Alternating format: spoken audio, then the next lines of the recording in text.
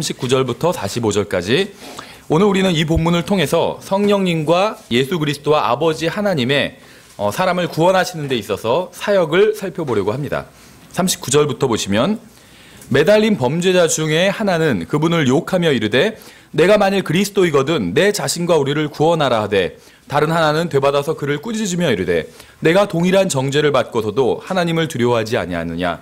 우리는 우리가 행한 일에 합당한 보응을 받으니 참으로 공정하게 정죄를 받거니와 이 사람은 아무 잘못도 행하지 아니하였느니라 하고 예수님께 이르되 주여 주께서 주의 왕국으로 들어오실 때 나를 기억하옵소서 하매 예수님께서 그에게 이르시되 진실로 내가 내게 이르노니 오늘 내가 나와 함께 낙원에 있으리라 하시니라. 그때는 6시쯤이며 어둠이 9시까지 온 땅을 덮었더라. 또 해가 어두워지고 성전의 휘장이 한가운데가 찢어지니라. 말씀을 살펴보기 전에 분명히 할 것이 있습니다. 아시다시피 저는 칼빈주의라는 신학체계를 반대를 합니다. 저는 성경을 믿는 그리스도인이지 칼빈주의자가 아닙니다. 이 칼빈주의라는 것은 1500년대에 살았던 칼빈이라는 사람의 사상을 따라 이름 붙여진 일종의 기독교 철학 체계입니다. 칼빈의 시대는 로마 천주교가 유럽 대륙을 지배하던 시대였습니다. 그래서 존 칼빈은 로마 천주교나 교황이 아니라 하나님께서 이 세상을 주관하신다는 사실을 입증하고 싶어서 이제 칼빈주의라는 신학 체계를 체계화시키기 시작한 것입니다. 칼빈은 이 세상에서 일어나는 일이 모두 인간의 자유의지가 아닌 하나님의 직접적인 주관 하에 일어난다고 가르쳤어요.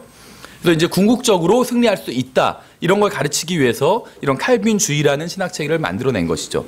그래서 사람이 하는 모든 일은 하나님께서 그렇게 하도록 하셨기 때문이라고 주장했고 따라서 하나님은 모든 것을 자신의 뜻대로 하시는 전능하신 분이라고 주장했습니다.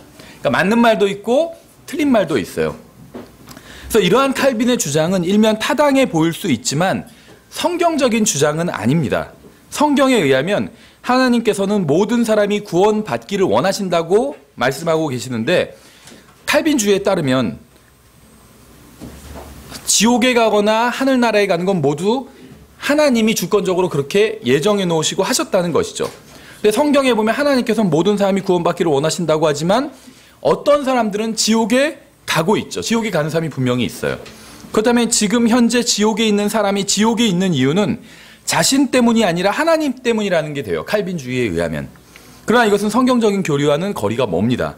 성경은 사람이 지옥에 가는 이유는 하나님 때문이 아니라 그 사람, 자기 자신의 죄 때문에 지옥에 간다고 말씀하고 있어요. 하나님께서는 모든 사람들이 구원받기를 원하십니다. 그래서 모든 사람들에게 구원받을 기회를 주세요. 누군가 구원받기를 간절히 바라는 사람은 구원받을 수 있도록 하셨습니다. 만일 누군가 구원받지 못한다면 그것은 하나님 때문이 아니라 자기 자신 때문이에요. 하나님께서 마련해 주신 구원을 거절했기 때문에 구원받지 못한 것이지 구원받을 방법이 없기 때문에 구원받지 못한 것은 아니라는 것입니다. 성경은 하나님은 사랑이라고 말씀하고 있어요. 요한일서 4장에서. 저는 사랑이 충만하신 하나님께서 어떤 사람들에게는 구원받을 기회도 전혀 주지 않으신 채 무조건적으로 지옥에 보내신다고 믿지 않습니다. 그것은 칼빈의 상상 속에 있는 하나님일 뿐이지 성경에는 그런 하나님이 나오지 않아요. 저는 하나님께서 태어나기도 전에 어떤 사람들을 지옥으로 보내실 것을 예정하셨다고 믿지 않습니다. 성경에는 그러한 하나님이 나오지 않아요. 칼빈주의자들 중에서는 자기들도 이러한 것을 믿지 않는다고 하는 사람도 있지만 그것은 순간을 모면하기 위해서 하는 거짓말일 뿐입니다. 칼빈주의자는 누군가는 지옥에 가기로 예정되어 있다고 믿어요. 하지만 이것은 비성경적인 거짓 교리이기 때문에 저는 칼빈주의를 거부합니다. 칼빈은 교황으로부터 세상을 구원하기 위해서 칼빈주의를 만들었어요. 칼빈과 대칭점에 있던 사람은 아르미니우스라는 사람이었습니다. 아르미니우스는 칼빈으로부터 세상을 구원하기 위해서 알미니우스주의라를 만들었습니다. 이 사람은 칼빈과는 완전히 반대로 가르쳤어요. 구원은 자신의 자유의지로 받는 것이고 구원을 유지하는 것도 자유의지로 유지하는 것이라고 가르쳤습니다. 그는 칼빈과는 또 다른 극단주의자였던 거예요. 사람들은 기독교인은 누구나 칼빈주의자나 아니면 아르미니안주의자라고 생각을 합니다. 그래서 상대방의 신학적 어떤 성향을 묻고자 할 때 칼빈주의자인지 아니면 아르미니안주의자인지 묻습니다. 하지만 저는 둘 다 아닙니다. 저는 성경을 믿는 사람입니다. 칼빈이 옳은 부분에선 칼빈을 지지하지만 그가 틀린 부분에서는 그를 반대합니다. 마찬가지로 아르미니우스가 옳은 곳에서는 그를 지지하지만 그가 틀린 곳에서는 그를 반대합니다. 이 세상에 항상 100% 옳은 사람은 없습니다. 이 세상에서 단 하나의 오류도 없는 존재는 성경밖에 없어요. 여러분이 누구를 따른 그것은 자유이지만 여러분이 따르는 대상이 성경과 일치하지 않을 때는 항상 성경을 따르는 게 가장 안전합니다. 다시 말씀드리지만 저는 칼빈주의자가 아닙니다. 네, 하지만 저는 전능하신 하나님께서 자신의 아들인 주 예수 그리스도에게로 이끌어주지 않으시면 누구도 구원받을 수 없다고 믿습니다. 저는 하나님의 거룩하신 영께서 죄를 깨닫게 해주시고 예수 그리스도께서 하늘나라로 가는 유일한 길이라는 진리를 계시해 주지 않으시면 아무도 진리를 알 수 없다고 믿습니다. 저는 제가 구원받을 때 제가 잘나고 똑똑해서 진리를 깨달은 것이 아니라 성령님께서 저의 눈을 열어주셔서 제가 구원받지 못한 사람이라는 진실을 깨닫게 해주셨다고 믿습니다. 제가 구원받을 때 아버지 하나님께서 저를 자신의 아들인 예수 그리스도께로 이끌어 주셔서 예수님께서 갈보리 십자가 위에서 죽으신 것은 저를 위한 것이었다고 깨닫게 해주셨다고 믿어요. 제가 스스로 깨달은 것이 아니라 하나님께서 깨닫게 해주셨기 때문에 제가 깨달을 수 있었다고 믿습니다. 제가 구원받을 수 있었던 유일한 이유는 주 예수 그리스도께서 저에게 구원을 제공해 주셨기 때문이라고 믿습니다. 저는 구원은 오직 주님께 속한 것이라고 믿습니다. 아버지와 아들과 성령님께서 함께 일하셨기 때문에 제가 구원받는 게 가능했다고 믿습니다. 비록 제가 예수 그리스도를 구원자로 받아들이고 믿었지만 그건 제가 한 일이죠. 예수님을 받아들이고 믿은 것. 제가 구원받은 이유는 하나님께서 은혜를 베풀어 주셨기 때문이라고 믿어요. 아무리 제가 예수 그리스도를 구원자로 믿고 받아들여도 하나님께서 저에게 구원을 선물로 주지 않으신다면 제가 구원받을 수 있는 방법은 전혀 없었기 때문입니다. 하나님의 은혜가 아니었다면 저는 제가 죄인이라는 사실도 몰랐을 것이고 저에게 구원자가 필요하다는 사실도 몰랐을 것이고 예수 그리스도께서 유일한 구원자라는 사실도 몰랐을 겁니다. 하나님의 은혜가 아니었다면 저는 아무리 열심히 믿고 받아들여도 영영 구원받지 못한 채 지옥으로 가고 있었을 것입니다. 저는 오늘 누가복음에 나온 본문을 통해서 성경에서 나온 가장 놀라운 장면을 살펴보려고 합니다. 우리는 이 본문을 통해서 하나님께서 각 개인의 마음에서 어떤 일을 하시는지 볼 수 있어요. 하나님께서 모든 사람의 마음에서 이러한 일을 시작을 하십니다. 예수님께서 십자가에 달리실 때 양편에는 강도들이 달려 있어요. 오른쪽과 왼쪽에는. 마태복음 27장을 보면 처음에는 강도들이 모두 예수님을 믿지 않고 예수님께 욕을 했다는 사실을 알 수 있습니다. 오늘 우리가 읽은 누가복음 본문엔 한 사람은 예수님을 욕하고 한 사람은 그 욕하는 사람을 꾸짖고 있죠. 그런데 처음에는 그렇지 않았어요. 마태복음 저것만 놓으세요. 27장 44절에 그분과 함께 십자가에 못 박힌 강도들도 같은 말로 그분을 욕하더라. 강도 2명이 달렸는데 강도들 2명 다 예수님을 욕했다고 말하고 있죠. 마가복음 15장에서도 같은 것을 증언하고 있어요. 마가복음 15장 27절부터 32절이에요. 저것만 놓으세요. 제가 읽어볼 테니까. 마가복음 15장 31절부터 32절 2절만 읽을게요. 그와 같이 수제사장들도 서기관들과 함께 조롱하며 자기들끼리 이르되 그가 남들은 구원하였으나 자기는 구원할 수 없도다. 이스라엘의 왕 그리스도는 지금 십자가에서 내려와 우리가 보고 믿게 할지어다. 제사장들이 욕한 내용이죠. 하며 그분과 함께 십자가에 못 박힌 자들도 그분을 욕하더라. 강도들도 똑같이 욕했어요. 이 제사장들과 똑같이. 예수님의 양옆에는 2명의 강도가 십자가에 못 박혔습니다. 처음에는 그들 모두 예수님을 비웃고 조롱하고 욕했어요. 그런데 하나님께서는 이 사람들의 마음속에서 역사하기 시작하셨고 한 사람은 하나님의 역사를 받아들이고 예수 그리스도를 믿었습니다. 저는 오늘 본문을 통해서 하나님께서 죽어가는 강도에게 해주신 7가지 일을 살펴보려고 합니다. 하나님께서는 이 강도에게만 이 일을 하신 게 아니라 구원받은 모든 사람의 마음에서 이 일을 하십니다. 성령님께서 어떻게 이 사람의 눈을 열어주셨는지를 한번 주목해 보시기 바랍니다. 먼저 첫 번째 39절부터 보시면 매달린 범죄자 중에 하나는 그분을 욕하며 이르되 내가 만일 그리스도이거든 내 자신과 우리를 구원하라. 제사장들이 한 욕이랑 똑같죠. 하되 다른 하나는 되받아서 그를 꾸짖으며 이르되 내가 동일한 정죄를 받고서도 하나님을 두려워하지 아니하느냐. 한 사람은 계속해서 예수 그리스도를 욕했습니다. 그런데 다른 한 사람은 자신이 정죄를 받았다는 사실을 깨달았어요. 아, 나는 정죄를 받았구나. 이 사실을 깨달았습니다. 구원받기 위해서는 자신이 정죄를 받았다는 사실을 깨달아야만 합니다. 자신이 하나님 앞에서 죄인이라는 사실을 알아야 돼요. 이것을 깨닫지 못하면 결코 절대 구원받을 수 없습니다. 자신이 죄인이라는 사실을 알고 인정하지 않으면 절대 구원받을 수 없어요. 예수 그리스도의 죽으심과 묻히심과 다시 일어나심에 대한 사실을 듣기 전에, 예수 그리스도를 구원자로 받아들이기 전에 성령님께서는 먼저 죄인이라는 사실을 깨닫게 하십니다. 하나님께서 그의 죄를 찾아내실 것이라는 사실을 알려주세요. 이미 정죄를 받았고 지옥이 입을 벌려서 삼켜버리려고 한다는 사실을 알려주시는 겁니다. 영원한 생명을 받은 모든 사람들은 구원받기 전에 성령님께서 가장 먼저 하시는 일은 그들이 자신들의 죄로 인해 죽음의 정죄를 받았고 구원받지 못한 버림받은 자들이라는 사실을 깨닫게 해주시는 것이요. 이것이 이제 구원받기 전에 일어나는 일입니다. 사람들은 지옥에 대해 이야기하는 것을 좋아하지 않습니다. 부정적인 설교를 하거나 지옥을 가지고 사람을 겁주는 것은 좋지 않다고 이야기를 합니다. 하지만 성령님께서 누군가를 구원하실 때 가장 먼저 언급하시는 게 바로 이 부분이에요. 하나님의 말씀을 전하는 사람은 반드시 지옥에 대한 이야기를 먼저 합니다. 정죄와 사망과 지옥을 전하지 않고는 복음을 전할 수 없기 때문에. 침례인 요한이 가장 먼저 전한 메시지는 회개하라는 것이었어요. 회개하라. 죄를 지었고 정죄를 받았으니 회개하라는 거예요. 왜 회개하라고 하겠어요? 이미 정죄를 받았기 때문에, 죄가 있으니까 이미 정죄를 받았죠. 그래서 회개하라는 거예요. 예수님께서도 사역을 시작하시면서 가장 먼저 하셨던 설교가 바로 회개하라는 설교였어요. 이미 정죄를 받았기 때문에 회개하라는 것입니다. 이미 죄를 지었기 때문에 회개하라는 거예요. 회개해야 용서받을 수 있기 때문에 회개하라는 것입니다. 그렇죠? 이미 용서를 받았다 이렇게 가르치는 사람들도 있는데 이미 용서받지 않았어요. 회개해야지 용서를 받을 수 있는 거예요. 그렇죠? 마찬가지로 성령님께서 누군가의 마음에서 일하실 때 가장 먼저 하시는 일도 회개해야 한다는 사실을 깨닫게 해주시는 것입니다. 성령님께서 누군가의 마음에서 일하실 때 가장 먼저 하시는 일은 그 사람이 거룩하신 하나님 앞에서 정죄받았다는 사실을 깨닫게 해주시는 거예요. 정죄받았기 때문에 회개해야 한다는 사실을 깨닫게 해주시는 겁니다. 복음을 전한다고 하면서도 죄와 심판과 정죄와 지옥에 대해서는 아무런 얘기를 하지 않는 사람도 있어요. 죄와 심판과 지옥에 대해 이야기를 하지 않으면서 복음을 전하는 것은 복음을 전하는 게 아니라 마귀를 돕는 일일 뿐입니다. 왜냐하면 성경에 의하면 성령님께서 가장 먼저 하시는 일은 방언이 터지게 하는 게 아니라 죄에 대해 깨닫게 하시는 것이에요. 요한복음 16장에서도 이렇게 말씀하셨죠.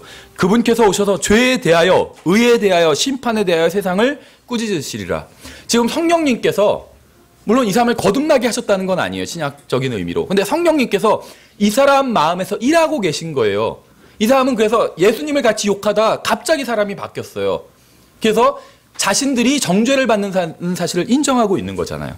성령님께서 죄인을 구원하려고 하실 때 그 죄인의 마음에서 가장 먼저 하시는 일은 그가 죄인이라는 사실, 하나님께 정죄를 받았다는 사실을 깨닫게 하시는 겁니다. 이 사람은 지금 이걸 깨달은 거예요. 만일 어떤 사람이 성령님의 느낌이 얼마나 좋은지 밤새도록 얘기할지라도 자신이 죄인이라는 사실을 알지 못한다면 그는 아직 성령님을 만나지 못한 것입니다. 왜냐하면 성령님께서 죄인의 마음에서 가장 먼저 하시는 일은 그가 죄인이라는 사실을 깨닫게 하시는 것이기 때문에 성령님께서는 제가 죄인이라는 사실을 깨닫게 해주셨습니다. 저는 성령님으로 인해 엄청난 사실을 깨닫게 된 거예요. 저는 구원받기 전에도 예수님께서 온 세상을 구원하기 위해서 십자가 위에서 죽으셨다는 사실을 알았습니다. 많은 사람들이 그런 얘기를 했기 때문에. 저는 예수님께서 죽으시고 묻히시고 부활하셨다는 사실도 알았어요. 영화로도 그런 사실을 알 수 있었어요. 지금은 별로 안 하지만 그땐 크리스마스 때마다 그런 영화를 했었습니다. 나사렛 예수 뭐 이런 영화 하면서. 하지만 성령님께서 제 마음속에서 역사하시기 전에는 제가 하나님 앞에서 죄인이라는 사실은 몰랐어요. 구원받기 전에는 저에게 구원자가 필요하다는 사실을 몰랐습니다. 왜냐하면 제가 구원받을 필요가 있는 죄인이라는 사실을 몰랐기 때문에. 제가 얼마나 비참한 죄인인지 성령님께서 저에게 알려주신 것 때문에 그것으로 인해서 저는 하나님께 감사를 드립니다. 주일학교에서는 노아가 믿음의 사람이라고 가르쳐요. 하지만 성경을 보면 노아는 술에 취한 사람이었습니다. 아브라함은 훌륭한 사람이라고 가르칩니다. 하지만 성경을 보면 아브라함은 거짓말을 한 적이 있어요. 모세도 훌륭한 사람이라고 가르치지만 모세는 살인을 한 적이 있습니다. 제가 구약 성경을 읽을 때 성령님께서는 제게 무엇을 깨닫게 해주셨는지 아세요? 노아와 아브라함과 모세와 다윗 같은 사람에게 구원자가 필요했다면 저 같은 사람에게도 구원자가 필요하다는 사실을 깨닫게 해주신 것입니다. 저는 성경을 읽다가 구원을 받았습니다. 제가 성경을 읽을 때 성령님께서는 제가 하나님 앞에서 죄인이라는 사실을 알려주셨어요. 성경에 나온 가장 훌륭한 사람들도 구원받을 필요가 있었다면 저 같은 사람은 반드시 구원받을 필요가 있다는 사실을 성령님께서 깨닫게 해주신 것입니다. 두 번째, 성령님께서 죽어가는 강도에게 해주신 첫째 일은 그가 죄인이라는 사실, 즉 정죄받았다는 사실을 깨닫게 해주신 것이었어요. 베드로가 예수 그리스도에 대해서 고백을 하잖아요. 근데 그 고백은 베드로가 똑똑하고 잘나서 스스로 한 고백이 아니었죠. 하나님 아버지께서 알려주셨기 때문에 할 수 있었던 고백이에요. 이 강도도 마찬가지예요. 이 강도가 평생을 악하게 살았고 사형에 처하질 만한 죄를 짓고 사형을 지금 당하고 있는 거예요. 이 강도가 똑똑해서 갑자기 경건해져서 갑자기 종교적이 돼서 이러한 진리를 깨닫는 것이 아닙니다. 성령님께서 그의 마음 가운데 일하실 때 그것을 받아들였기 때문에 이러한 고백을 할 수 있게 된 것이에요. 그래서 이제 강도는 하나님께서 처음에 비춰주신 빛을 피하지 않고 받아들였기 때문에 이제 두 번째 빛을 받게 됐어요. 그래서 이런 고백을 하고 있어요. 내가 동일한 정죄를 받고도 정죄받았다는 것을 깨달았죠. 자기가 하나님을 두려워하지 아니하느냐. 엄청난 것을 깨달았어요. 강도는. 성령님께서는 그에게 하나님을 두려워해야 한다는 사실을 알려주신 것입니다. 성경은 주님을 두려워하는 것이 지혜의 시작이라고 말씀하고 있어요. 이 강도는 인생을 어리석게 살았죠. 그래서 처형을 당하게 됐어요. 그런데 이제는 지혜로운 사람이 됐어요. 지혜가 시작되기 시작한 거예요. 주를 두려워하는 것이 지혜의 시작이요 거룩한 것들을 아는 것이 명철이니라 이렇게 말씀하고 있죠. 주님을 두려워함으로 사람이 악에서 떠난다고 말씀하고 있어요. 이 강도는 이제는 평생을 악하게 살았지만 악에서 떠나기 시작한 거예요. 긍휼과 진리로 말미암아 불법이 정결하게 되며 주를 두려워함으로 말미암아 사람들이 악을 떠나느니라. 성령님께서 죄인의 마음속에서 일하실 때 가장 먼저 하시는 것은 그가 죄인이고 정죄를 받았다는 사실을 깨닫게 해주시는 것이고 자신이 정죄받았다는 사실을 깨달은 사람은 하나님을 두려워하게 됩니다. 하나님을 두려워하는 것은 좋은 일입니다. 여러분은 하나님을 두려워해야 합니다. 성경은 몸을 죽이는 자들을 두려워하지 말고 하나님을 두려워하라고 말씀하고 있어요. 내가 내 친구인 너희에게 이르노니 몸을 죽이고 그 뒤에는 더 이상 아무것도 하지 못하는 자들을 두려워하지 말라. 오직 너희는 두려워할 분을 내가 미리 너희에게 알려주리니 그 죽인 뒤에 지옥에 던져 넣는 권능이 있으신 그분을 두려워하라. 참으로 내가 너희에게 이르노니 그분을 두려워하라. 강도는 하나님을 두려워하기 시작하는 것이고 다른 사람에게도 하나님을 두려워하라고 전하기 시작한 것입니다. 세 번째, 성령님께서는 죽어가는 강도에게 깨닫게 해주신 셋째 사실이 무엇일까요? 41절을 보시면 우리는 우리가 행한 일에 합당한 보응을 받으니 참으로 공정하게 정죄를 받거니와. 이 사람은 강도였어요. 우리는 이 사람이 어떤 죄를 지었는지 구체적으로 알지 못합니다. 하지만 이 사람은 분명히 죄를 지은 사람이었어요. 성령님께서는 그가 정죄를 받았다는 사실을 깨닫게 해주셨습니다. 그는 자신이 정죄받았다는 사실뿐만 아니라 자신이 정죄받는 것이 합당한 일이라는 사실도 깨달았어요. 이건 엄청난 깨달음이에요. 자신이 정죄받는 것이 공정한 일이라는 사실을 깨달았습니다. 자신이 사형 선고를 받는 게 정당하고 공정한 일이라는 거예요. 사형수 중에 몇 명이나 이런 고백을 할 수 있을까요? 이러한 깨달음은 모두 성령님께서 주신 것입니다. 죄를 지면 정죄를 받고 죽어야 한다는 것은 모두 성령님께서 깨닫게 해주시는 것이에요. 이 사람은 지금 죄의 삭은 사망이라는 것을 인정하고 있는 거예요. 하지만 이 세상 사람들은 이러한 사실을 모르면서 살아갑니다. 성령님께서 죄인의 마음에서 역사하기 시작하시면 죄의 삭이 사망이라는 사실을 깨닫게 해주십니다.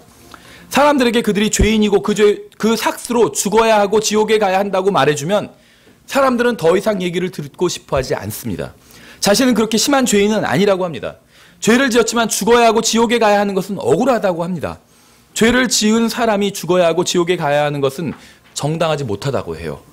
죽음과 지옥으로 정죄하시고 심판하시는 하나님이 정당하지 못하다는 거예요. 하지만 성령님께서 죄인의 마음속에서 일하시면 그의 눈을 열어주셔서 자신이 죄인이라는 사실을 보게 하시고 인정하게 하시고 알게 하십니다. 자신이 지옥으로 가고 있는 존재라는 사실을 알게 하시고 자신이 지옥으로 가는 것은 정당한 심판의 결과라는 사실을 알게 하세요. 이러한 일은 모두 성령님께서 사람의 마음속에서 하시는 일입니다. 우리가 앞서 살펴본 대로 오늘 본문에 나온 강도는 몇 시간 전까지만 해도 예수님을 욕하고 비방하던 사람이었어요. 다른 강도와 함께 예수님을 욕했습니다. 근데 지금은 예수님을 욕하는 사람을 꾸짖고 있어요. 어떻게 이런 일이 가능할까요? 예수님을 욕하던 사람이 어떻게 해서 예수님을 믿게 된 것일까요? 예수님을 욕하고 자신을 십자가에서 내려달라고 하고 비아냥거리던 사람이 어떻게 해서 자신이 받은 정죄가 정당한 것이라고 고백하게 된 것일까요? 그게 무슨 일이 일어난 걸까요? 성령님께서 그의 마음속에서 일하시고 그에게 진리를 계시해 주신 거예요. 그가 죄인이고 정죄를 받는 것은 합당하다는 사실을 깨닫게 해주신 겁니다. 하나님의 거룩하신 영께서 이 사람의 마음을 바꿔주신 거예요. 그의 마음속에 빛이 비추기 시작한 겁니다. 이 사람은 이 빛을 싫어하거나 피하거나 계속 어둠 속에 거한 것이 아니라 이 빛으로 나온 것입니다. 네 번째, 다시 41절을 보겠습니다. 이번에는 9절 전체를 한번 읽어볼게요. 우리는 우리가 행한 이 일에 합당한 보응을 받거니와 참으로 공정하게 정죄를 받았거니와 이 사람은 아무 잘못도 행하지 아니하였느니라 하고, 죽어가는 이 강도의 고백을 보세요. 이 사람은 아무 잘못도 행하지 아니하였느니라. 예수님이 아무 잘못도 없다는 고백을 하고 있는 거예요. 성령님께서 마음속에서 역사하셔서 자신이 죄인이고 정죄를 받는 것은 정당한 일이라는 사실을 깨닫게 하신 후에는 놀랍고 영광스러운 진실을 깨닫게 해주십니다. 성령님께서는 결코 사람을 자신이 정죄받았다는 사실을 깨달은 상태로 두고 가지 않으세요. 성령님께서는 자신이 정죄받았고 그것이 정당하다는 사실을 깨달은 사람을 예수 그리스도께로 인도해 주십니다. 죄인이여 여기 죄를 모르는 분이 계시느니라. 정죄받은 혼이여 여기 정죄받지 않은 분이 계시느니라. 버림받은 자여 여기 버림받지 않은 분이 계시느니라. 예수님을 소개해 주는 거예요. 예수님께서 죄가 없는 분이라는 사실을 아는 것은 정말 놀라운 일입니다. 예수님께서 죄가 없는 분이라는 사실을 깨닫는 것은 여러분이 똑똑해서가 아니에요. 성령님께서 역사하시지 않으면 아무도 이 사실을 깨달을 수 없습니다. 성령님께서는 죄인의 마음속에서 일하시면서 그가 정죄받았다는 사실을 보여주세요. 그리고 그가 그 사실을 받아들이면 십자가로 데려가서 십자가에 달린 하나님의 아들을 보여주면서 예수 그리스도께서는 죄가 없으신 분이라는 사실을 보여주십니다. 예수님께서는 아무런 잘못이 없다는 사실을 보여주세요. 단 하나의 죄도 지은 적이 없다는 사실을 보여줍니다. 단 하나의 율법 조항도 어긴 적이 없다는 사실을 보여주세요. 단 한 번도 불의를 행한 적이 없다는 사실을 보여주십니다. 이 강도는 몇 시간 전까지만 해도 예수님을 비방하고 욕하던 사람이었어요. 예수님을 조롱하던 사람이었지만 그의 마음속에서 어떤 일이 일어났습니다. 하나님께서는 그 사람에게 세 개의 십자가 중에 가운데 달린 분은 단 하나의 죄도 없는 분이고 평생 단 한 번도 죄를 지어본 적이 없는 분이라는 사실을 보여주고 깨닫게 하셨습니다. 이 강도가 어떻게 이런 사실을 알게 되었을까요? 성경 공부를 해서 알게 되었을까요? 신학교에 가서 공부를 했을까요? 주일학교에 가서 배웠을까요? 설교를 들었을까요? 아니면 모든 사람이 구원받고 진리의 지식에 이르게 원하시는 하나님께서 이 사람에게 진리를 계시해 주셨기 때문에 알게 되었을까요? 이 강도는 십자가 위에서 죽어가고 있었습니다. 그가 살아있을 수 있는 시간은 얼마 남지 않았었어요. 그가 마지막 숨을 내쉬기 전에 성령님께서는 이 사람에게 마지막 기회를 주신 겁니다. 구원받을 수 있는 마지막 기회를 주시고 진리를 알려주시고 깨닫게 해주셨던 거예요. 이 사람은 그 마지막 기회를 붙잡은 거예요. 다섯 번째, 42절을 보시면 예수님께 이르되 주여 주께서 주의 왕국으로 들어오실 때 나를 기억하옵소서 하매. 예수라는 것은 사람의 이름이에요. 하나님께서 사람으로 오셔서 사람이 되셨을 때 그분의 이름이 바로 예수였습니다. 강도는 사람이신 예수님을 주라고 부르고 있어요. 사람을 부르면서 예수여, 사람을 부르면서 주여 이렇게 부르고 있는 것이에요. 극단적 세대주의자들은 이 구절을 이해하지 못합니다. 이 사람은 지금 예수님을 주님으로 고백하고 있는 거예요. 성경은 주 예수님을 시인하면 구원받는다고 말씀하고 있어요. 사도 바울이 로마서를 기록하기도 전에 이 사람은 지금 주 예수님을 시인하고 있는 거예요. 사도 바울은 이 사람보다 훨씬 더 나중에 계시를 받은 거예요. 그렇죠. 이 사람은 바울보다 훨씬 더 먼저 계시를 받았어요. 저분을 주님이라고 고백해라. 그래야지 구원받을 수 있다고 성령님께서 알려주신 거예요. 그래서 이 사람은 그걸 받아들이고 예수님을 주님으로 인정하고 주님이라고 부른 것입니다. 그리스도의 몸이 존재하기도 전에 이 사람은 주 예수님을 시인하고 있는 거예요. 어떻게 이런 일이 가능할까요? 하나님께서 은혜를 베풀어 주셔서 구원해 주시는 데에는 무화과 나무 잎으로 자신을 가리든 대화란의 한가운데를 통과하든 상관없기 때문입니다. 모든 시대와 세대를 불문하고 하나님께서는 은혜로 죄인을 구원해 주십니다. 진심으로 용서를 구하고 하나님을 찾으면 하나님께서는 은혜를 베풀어 주시고 구원해 주세요. 저는 세대주의자입니다. 하나님께서 각 시대마다 특별한 계획을 가지고 계시다고 믿습니다. 그러나 어느 누구도 하나님의 은혜와 구원으로부터 인간을 갈라놓을 수는 없어요.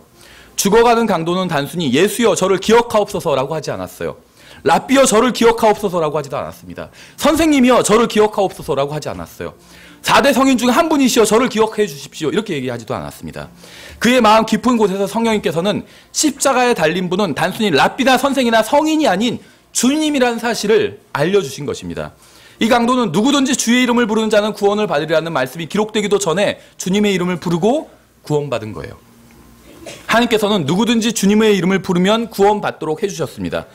누구든지 그분의 이름을 믿으면 구원받도록 해주셨어요. 침례를 받으면 구원해 주시겠다고 하지 않으셨습니다. 어떤 사람들은 침례를 받아야 구원받을 수 있다고 주장해요. 그러나 하나님께서는 그렇게 말씀하지 않으셨어요. 왜냐하면 만일 침례를 받아야 구원받을 수 있었다면 이 강도는 구원받지 못했을 것이기 때문입니다. 선행을 해야 구원해 주시겠다고 하지도 않으셨어요. 만일 선행을 통해서 구원받을 수 있었다면 이 강도는 구원받을 수 없었기 때문입니다. 교회를 다니면 구원해 주시겠다고 하지도 않으셨습니다. 그랬다면 이 강도는 구원받지 못했을 거예요. 이 강도는 침례를 받을 수도 없었고 선행을 할 수도 없었고 교회에 다닐 수도 없었고 11조를 바칠 수도 없었습니다. 십자가에 달려 죽어가고 있던 이 강도가 할 수 있는 일은 아무것도 없었어요. 이 강도가 할 수 있는 일이라고는 주님의 이름을 부르는 것밖에 없었습니다. 그것 외에는 할 수 있는 게 아무것도 없었어요. 근데 참으로 다행스럽게도 주님께서 약속하신 구원의 방법은 바로 누구든지 주님의 이름을 부르는 사람은 구원해 주시겠다는 것이었어요. 이 얼마나 놀라운 우연의 일치입니까? 죽어가던 강도는 예수님을 주님이라고 고백하고 주님의 이름을 부르는 것밖에 할 수 없었습니다. 그런데 하나님께서는 그것이면 구원받기에 충분하다고 하셨어요. 성경은 너희가 믿음을 통해 은혜로 구원을 받았나니 그것은 너희 자신에게서 난 것이 아니요 하나님의 선물이리냐. 행위에서 난 것이 아니니 이것은 아무도 자랑하지 못하게 하려 함이라고 말씀하셨어요.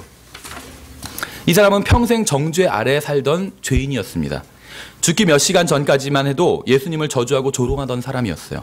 그는 자신의 인생을 바꿀 수 없었고 지은 죄를 지워버릴 수도 없었습니다. 이 강도가 할 수 있는 유일한 일은 주님의 이름을 부르는 것밖에 없었어요. 저는 하나님께서 구원받는 방법을 매우 쉽게 해놓으셨다는 사실로 인해서 정말 감사를 드립니다. 누구든지 원하는 사람은 구원받을 수 있게 해주셨다는 사실로 인해서 감사를 드립니다. 구원받는 방법이 너무 쉽기 때문에 누구나 구원받을 수 있어요. 그래서 죽어가던 이 강도가 구원받을 수 있었습니다. 그리고 저도 구원받을 수 있었어요. 6번째, 다시 42절을 보겠습니다. 예수님께 이르되 주여 주께서 주의 왕국으로 들어오실 때 나를 기억하옵소서 하매. 만일 이 강도가 예수님이 구원자라는 사실을 믿지 않았다면, 만일 이 강도가 예수님이 영원한 생명을 소유하신 분이라는 사실을 믿지 않았다면, 만일 이 강도가 예수님이 단지 인간 이상이신 분이라는 사실을 믿지 않았다면 어떻게 십자가에 달려 죽어가고 있는 사람에게 자신을 기억해 달라고 할 수 있었겠습니까? 십자가 위에서 죽어가는 사람이 십자가 위에서 죽어가는 다른 사람에게 자신을 기억해 달라고 부탁하는 것은 십자가 위에서 죽으시는 그 분이 다시 살아나실 분이라는 사실을 믿는 경우밖에 없어요. 이 사람은 어떻게 그러한 사실을 알게 되었고 믿게 되었을까요? 성령님께서 알려주셨기 때문이에요. 성령님께서 그러한 사실을 이 사람에게 계시해 주셨기 때문입니다. 성령님께서는 이 사람의 마음에 알려주셨기 때문이에요. 이 사실을. 내 옆에 십자가에 달린 분은 죽은 자들로부터 부활하실 분이시다.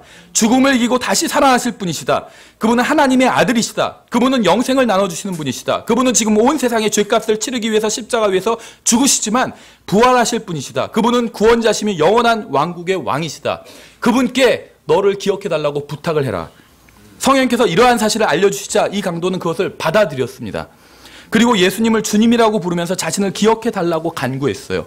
이 강도는 예수님께서 다시 살아나실 것을 믿었기 때문에 자신을 기억해달라고 간구한 거예요.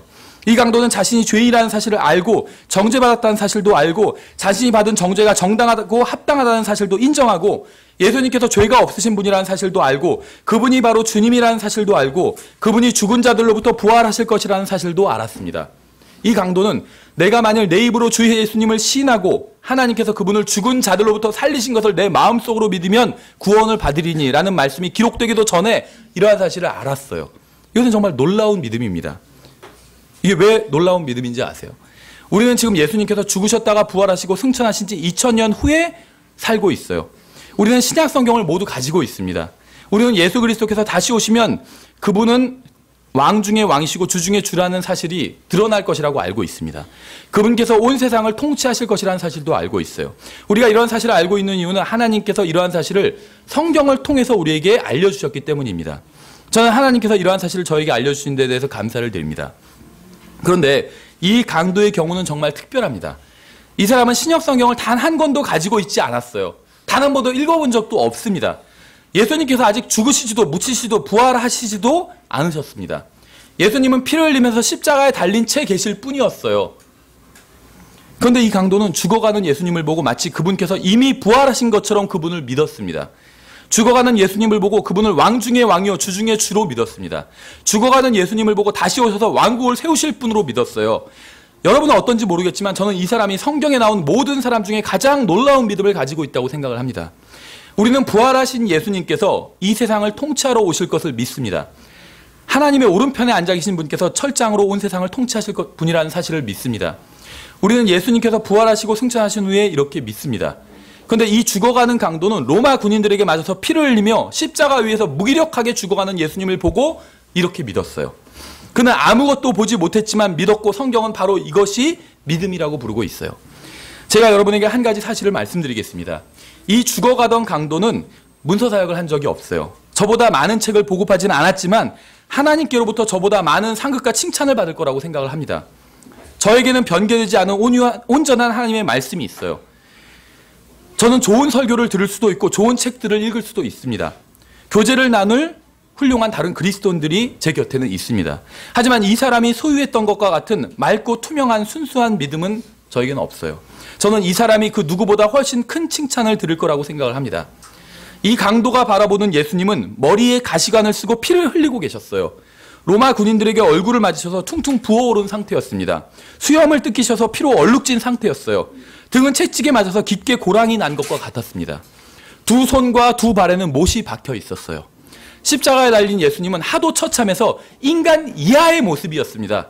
그래서 성경은 시편 22편에서 예수님의 모습이 인간의 모습이 아닌 벌레의 모습과도 같았다고 말씀하고 있는 거예요. 짓 이겨졌기 때문에. 그런데 이 강도는 그런 예수님을 보고 주님으로 믿었어요. 그런 예수님을 보고 이 세상에 다시 오셔서 왕으로 통치하실 분으로 믿었습니다. 이건 정말 놀라운 믿음이 아닐 수 없어요. 7번째, 다시 2절을 보겠습니다. 예수님께 이르되 주여 주께서 주의 왕국으로 들어오실 때 나를 기억하옵소서 하매. 이 강도는 예수님이 다시 오신다는 사실을 깨달았습니다. 그래서 그는 주님께서 다시 오셔서 왕으로 통치하실 때 자신을 기억해 달라고 한 것입니다. 주님께서는 이 강도를 결코 잊지 않으실 겁니다. 어떻게 잊을 수가 있겠어요? 그렇죠? 죄로 인해 버림받았던 사람이 있었습니다. 성령님께서 마음속에서 일하시자 그는 자신이 죄인이고 버림받았으며 정죄받았다는 사실을 깨달았습니다.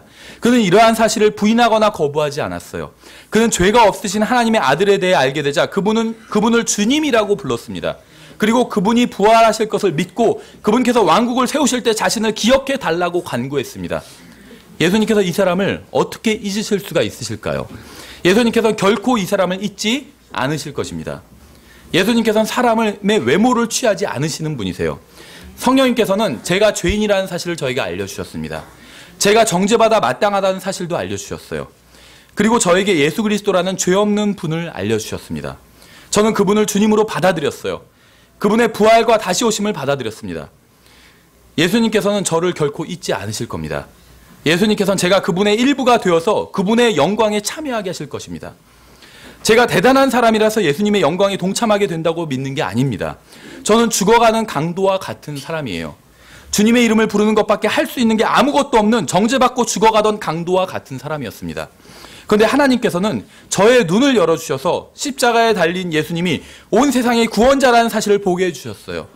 만일 여러분 중에도 이러한 사실을 아는 분이 있다면 십자가에 달린 분이 자신의 죄값을 치러줄 수 있는 유일한 분이라는 사실을 깨달은 분이 있다면 자신은 죄인이고 정죄를 받았으며 죽어야만 하고 십자가 위에서 죽으신 바로 분이 죄 없으신 하나님의 아들이라는 사실을 알고 있다면 그분이 다시 오실 것을 알고 있다면 여러분이 지금 이러한 사실을 알고 있다면 오늘 밤 잠이 들기 전에 무릎을 꿇고 하나님께 이렇게 기도하세요. 하나님 감사합니다. 저에게 이러한 진리를 보여주셔서 감사를 드립니다. 주님께서 보여주시지 않았다면 저는 이러한 사실을 모르고 지옥에 갔을 것입니다. 하나님 정말 감사합니다. 이렇게 감사 기도를 드리세요.